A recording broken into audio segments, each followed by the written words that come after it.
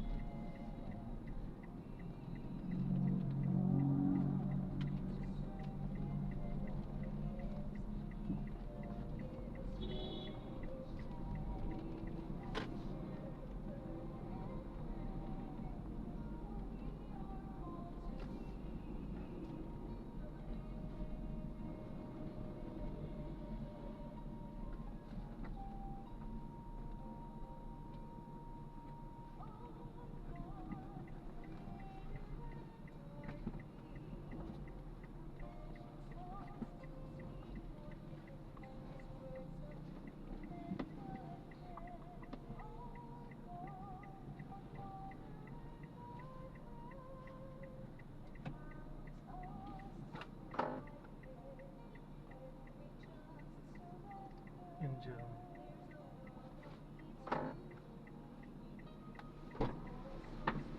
Dali po. Dali po.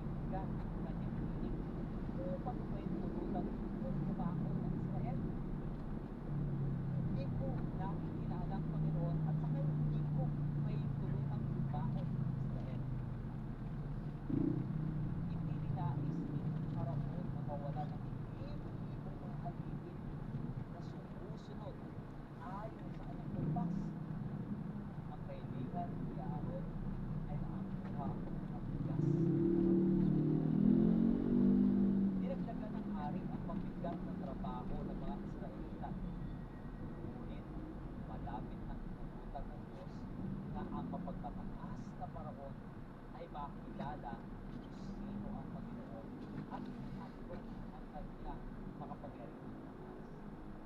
Si Paraon ay binalaan ni Moses at ni Aaron na ang Diyos ay magpapadala ng sunod-sunod na mga salot. Pagkatapos yun, ang mensahe ng Panginoon kay Paraon ay masusubukan natin sa Exodus Kapitulo 7. Dito mo makikilala na ako ang Panginoon. Hindi nagtagal bago ang mga salot ay nagpasimulang bumagsak. Eksakto na ako. Bago ang bawat salot ay bumagsak, si Moses at Aaron ay nagbabala kay Paraon tungkol sa pag-amin na darating. Maasa na pipiliin ni Paraon na palabasin ang mga anak ng Israel. Na kung magkagayon ay maliligtas sa kanyang sarili at sa kanyang bayan sa malaki ng pangatanan. Ngunit sa tuwing Diyos ay magbibigay sa kanya ng pagkakataon na baguhin ang kanyang isip, sa halip si Paraon ay pumili na pagmatigasin ang kanyang puso. At gaya ng ipinangako ay kakaiba mga kalangitan ang nagpasimulang bumagsak sa mga ang una, ang ilog ng Nile na sinasapa na mga ibon bilang isa sa kanilang mga Diyos ay nagiging ang mga isda ay namamatay at ang lahat ng natitira mang buhay sa Egypto ay nagtutubok sa loob ng 7 araw. Ngunit si Paraon ay tumangking magpaintulot na hayaan ang bayan ng Diyos na makaalis. Sumunod ang salot ng mga palaka ay napalimutan ang mali. Yung mga palaka, sila ay nasa sa mga pagkain, sa mga higaan, sa mga dako. Gayunman, ang matigas na hari ay tumangking pa rin at utang Israel.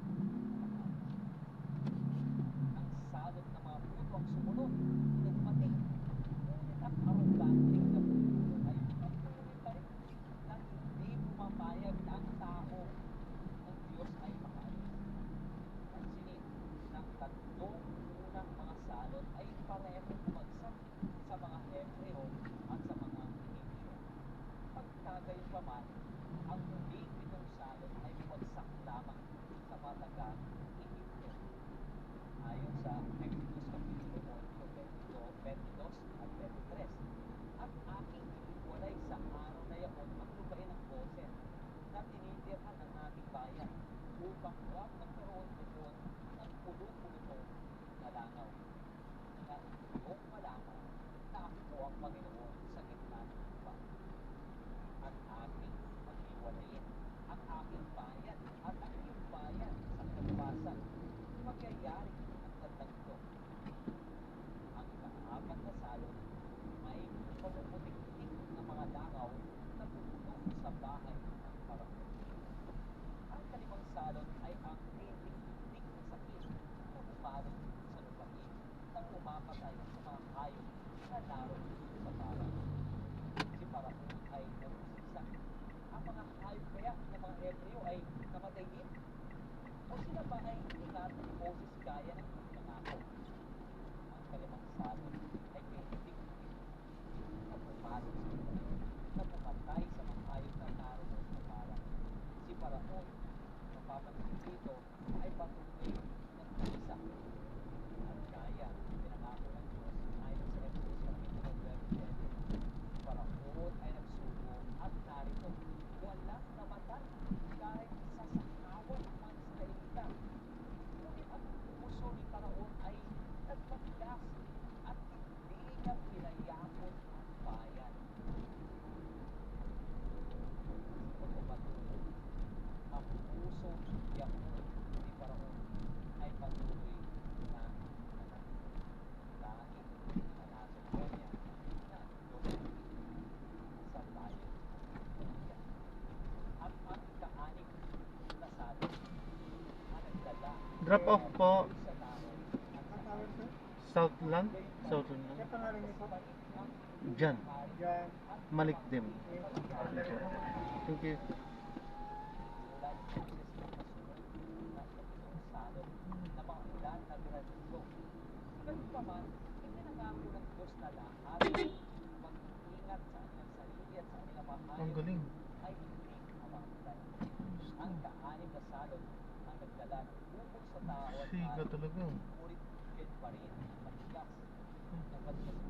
makikita ng guardian. At dito, nung pumasok ang ikapitong salot ng granizo na ibinigay sa bayan ng Igloo, mapapansin niyo dito na namatay ang mga hayop dahil sa bigat ng mga granizo. At ang balita ay mabilis na kumalat ng at maraming Igloo ang nagmumit kasama ang kanilang mga hayop. Ang ulan ng granizo ay dumating kasama ng pagkulog at kidlat. Nakasunod niyon sila na nabigo sa paganda para dito sa kidlat na nakitang malinaw ng mga Igloo na ang mga elemento ay nasa ilalim ng kontrol ng Diyos sa Ito. mga Hebreo. Tangtangi lamang nilang kaligtasan ay sa pagsunod sa Kanya. Sa pag-loob ng ilang mabuting mga sandali, si Faraon ay nag-isip na sumunod sa Diyos at hayaan ang mga tao na umalis. Ngunit ang saan ay mawala na. Ganun din, unti-unti, nawawala Ingat po. Hindi. Hindi, hindi ko matulungan. Sige po, thank you. At dahil talaga ingatan ng mga Hebreo para sila ay maligtas. Ayan, na-drop na natin. Maraming salamat po sa panonood. Si Faraon Hanggang sa muli po, ingat at God bless. Paalam po muna, pansamantala. At tayo ay gagawa na ng ibang video sa ating susunod na misyon. Paalam po muna, pansamantala. This is Jam, the Filipino channel, ang inyo pong lingkod. Paalam po. na magkagayoy at kasya kasal. Tatlong araw ng matinding kadiliman na gayon na lamang katindi ng ito ay nararamdaman. Ngunit ang matigas na ulo ni Faraon ay patuloy pa rin na tumatanggi sa Diyos ng langit. Sinabi ni Moses ay isa pang salot ng Diyos sa mga Igloo. Isang mapapusang Ika po. dadaan sa buong panig sa aming gabi at papatay sa lahat ng mga pangalan sa Igloo. Gayon din sa mga pangalan ng mga muli, ang mga Hebreo ay dapat na isalba. Yan, na-drop na ako ng Facebook. Salamat po. God bless po.